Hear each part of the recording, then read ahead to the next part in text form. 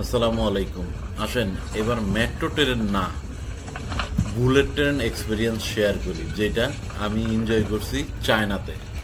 এটা আসলে দেখতে যেমন সুন্দর, বসেও মজা, অনেক কমফোর্টেবল, ডিজাইনটাও সুপার। আর আমার জানা মতো এই ডিজাইনটা আসছে হচ্ছে কিংফিশার থেকে, মানে মাছরাঙা পাখিরে ফলো করে এটা করা হয়েছে। কারণ মাছরাঙার যেই স্পিরিট, মাই গড, ওই স্পিরিটের সাথে এটা মেনটেন করা হয়েছে। কারণ এটা কম স্পিডে চলে না।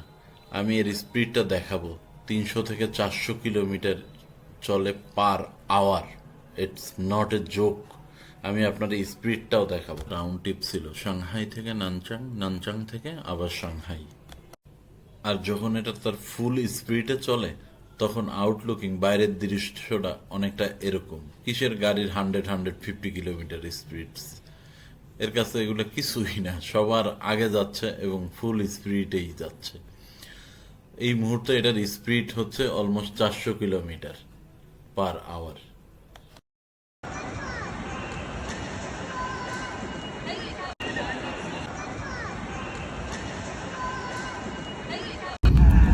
এটা আসলে গেট ইন গেট আউট, যখন ঢুকবো বা বেরোবো, এই সমস্ত পলিসিগুলো, রিকোয়ারমেন্টগুলো, সিস্টেমগুলো আসলে ইসের মতো, মানে ফ্লাইটে ওঠার মতো। এয়ারপোর্ট সিস্টেমে আপনার লাগেজ চেক করতে হবে, আপনার হ্যান্ডব্যাগ চেক করতে হবে। তো চলেন আমরা দেখতে দেখতে যাই। গ্রাম এলাকা দেখলাম, অনেক সুন্দর সুন্দর দৃশ্য ছিল, যেখানে মাছ চাষ হচ্ছে, সবজি চাষ হচ্ছে। গ্রিন হাউস চোখে পড়ার মতো ছিল। মোটামুটি গ্রিন হাউস আছে অনেকগুলা, চারিদিকে গ্রিন হাউস পড়লো। অনেক ফিশারি, যারা মাছ চাষ করে সেরকম মাছের খামারও অনেক চোখে পড়লো। আরো কিছু গ্রাম আছে।